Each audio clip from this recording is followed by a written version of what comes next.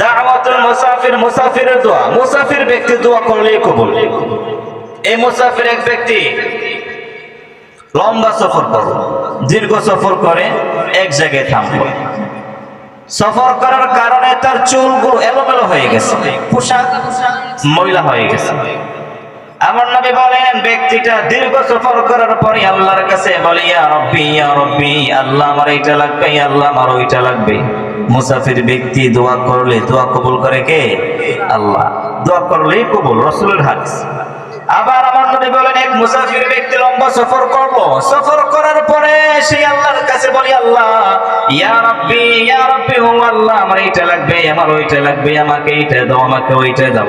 আমার নবী বলেন, এই মুসাফির মাতআমুহু হারামুন ওয়া মাশরাবুহু হারামুন, তার খাবার হলো হারাম, তার পানি হারাম, সে খায় হারাম, সে ড্রেস আপ হারাম, ওয়া গুযিয়াতুল হারাম, তার ইনকাম হারাম। ফাআন্না ইউস্তাজাবু লিযালিক, তার দোয়া আল্লাহ কি করে কবুল করবে? সে খায় হারাম, সে পরে হারাম, তার ইনকাম হারাম, সব কিছু হারাম। এই সব কিছু হারাম খেয়ে মুসাফির হলে আল্লাহর কাছে দোয়া করলে আল্লাহ তাআলা ওই দোয়া কবুল করবে নাকি?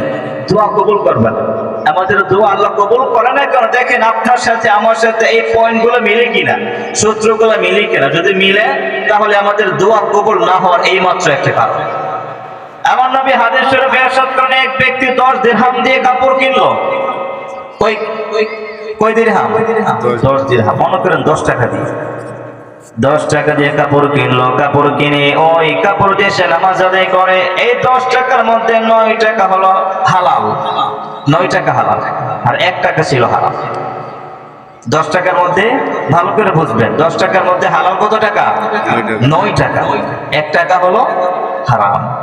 আমার নবী বলেন, ওই ব্যক্তিরা 10 টাকা দিয়ে 10 দিরহাম দিয়ে একটা ড্রেস কিনে, ওই ড্রেসের 10 টাকার মধ্যে 10 দিরহামের মধ্যে 9 দিরহাম ছিল হালাল, 1 দিরহাম হলো হারাম।